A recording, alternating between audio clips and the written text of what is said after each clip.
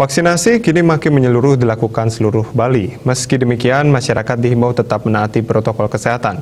Meski sudah divaksinasi, bukan berarti otomatis sudah kebal sepenuhnya terhadap COVID-19.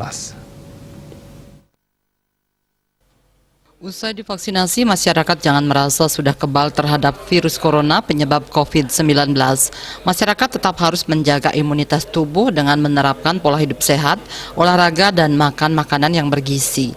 Menurut Ketua Asosiasi Rumah Sakit Swasta Provinsi Bali, Dr. Fajar Manuabe, pembentukan imun sangat individual dan responnya juga sangat individual. Setelah divaksinasi, masyarakat jangan merasa sudah kebal terhadap COVID-19, namun justru tetap harus menerapkan pola hidup sehat agar imunitas terus terjaga.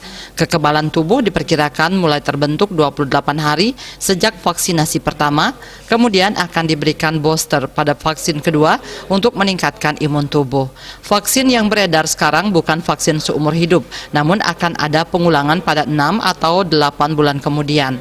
Masyarakat dihimbau untuk tetap mentaati protokol kesehatan dengan disiplin dalam keseharian meski sudah divaksinasi. Pembentukan imun itu sangat individual. Jadi sangat individual, responnya pun sangat individual. Jadi selalu saya kalau ada teman bertanya habis vaksin itu kira-kira gimana, kebal apa enggak? Sekarang mari kita setelah vaksin itu berternak imun. Bukan setelah vaksin oh aman, enggak begitu. Jadi kita harus beternak imun itu. Jadi nutrisi harus dijaga, gaya hidup juga harus baik. Jangan habis vaksin begadang, dugem.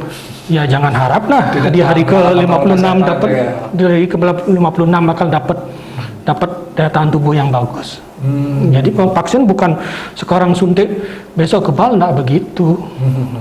Diperkirakan 28 hari sudah mulai terbentuk, makanya dikasih booster. Yang kedua itu untuk meningkatkan yang sudah ada. Yang kedua itu untuk meningkatkan yang sudah ada. Vaksinasi di Provinsi Bali menggunakan 2 jenis vaksin, yakni vaksin Bio Farma Sinovac dan AstraZeneca.